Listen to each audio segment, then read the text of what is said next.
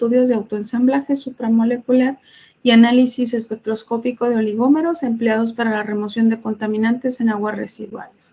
El trabajo de investigación es presentado por la doctora Virginia Ramírez Salas, su servidora, la doctora Moreno Martínez Beatriz Eugenia, el doctor Luis Daniel Ordóñez Pacheco y la doctora Erika Alarcón Ruiz, todos adscritos al Tecnológico Nacional de México.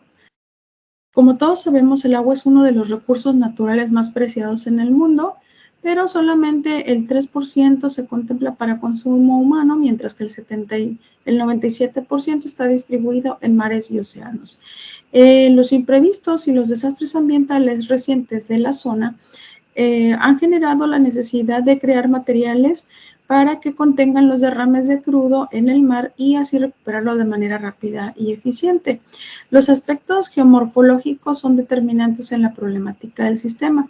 A la zona sur de Tamaulipas llegan sedimentos que se originan en la Sierra Madre Oriental, los cuales tienden a depositarse en el tiempo geológico en zonas de bajo gradiente. Y el bajo gradiente que existe en la zona permite que el agua de mar ingrese al estuario en condiciones de marea alta, lo que genera una interacción entre los sólidos suspendidos del origen fluvial y los sólidos disueltos de origen marino.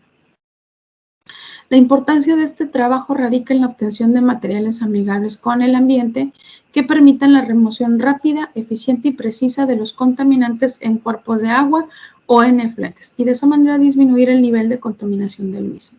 En este proyecto se sintetizaron materiales provenientes de ácidos carboxílicos y amidas, las cuales son susceptibles de formar uniones por fuerzas físicas.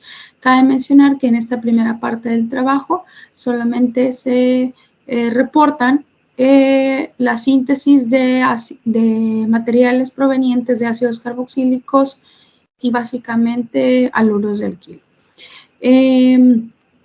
Algunos investigadores han logrado obtener moléculas de bajo peso molecular que son capaces de gelificar en derrames de aceite. Algunos de estos pueden ser colorantes, metales pesados y aniones de armas químicas.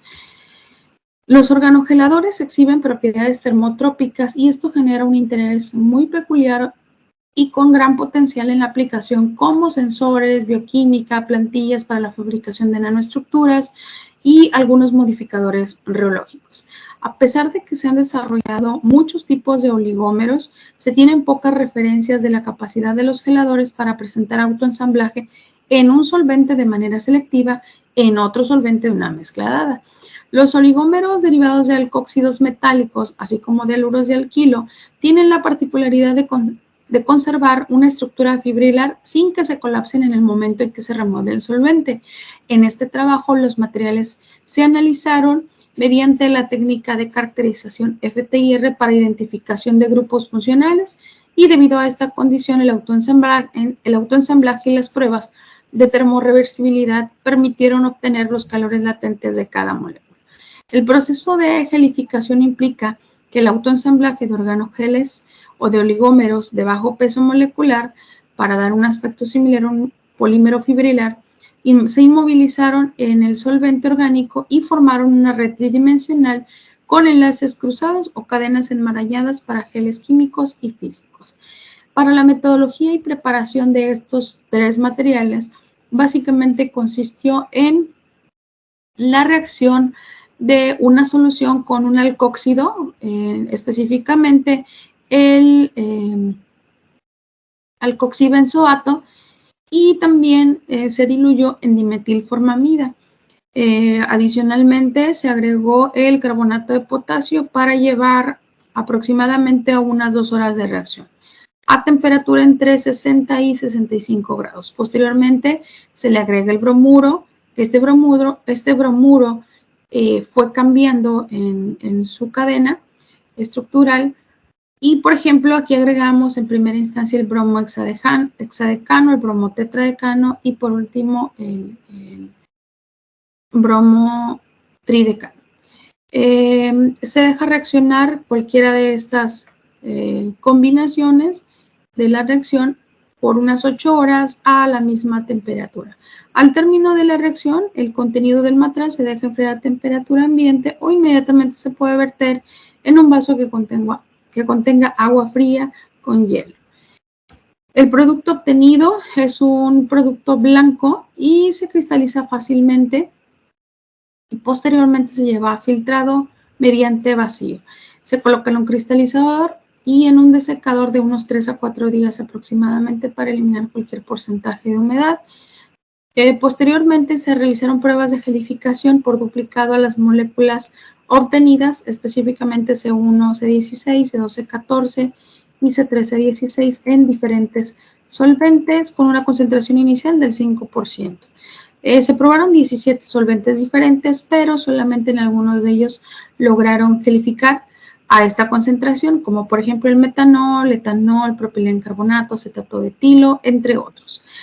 En cuanto a la caracterización para verificar los grupos funcionales, se realizó mediante espectroscopía infrarroja en un equipo Perkin-Elmer, modelo Spectrum 100, con técnica de ATR, con unidad de reflexión de diamante y una resolución de 4 centímetros a la -1 y 16 scans.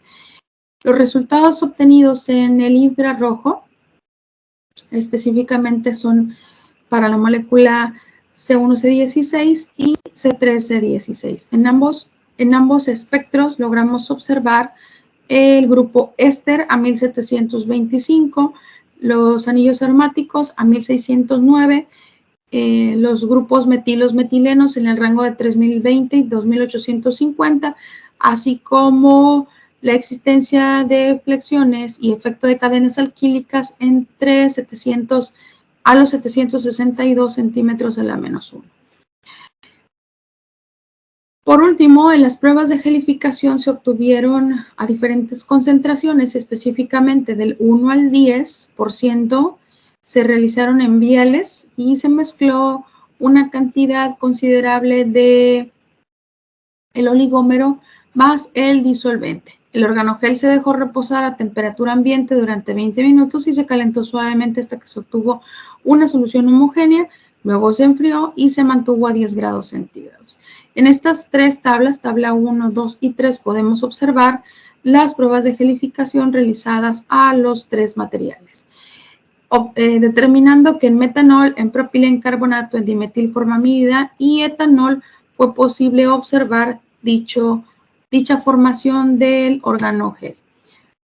Por último, concluimos que los materiales autoensamblados dieron origen a la formación de fibras de diferente longitud y al variar la cadena del oligómero, se vieron algunos cambios importantes en la formación del gel.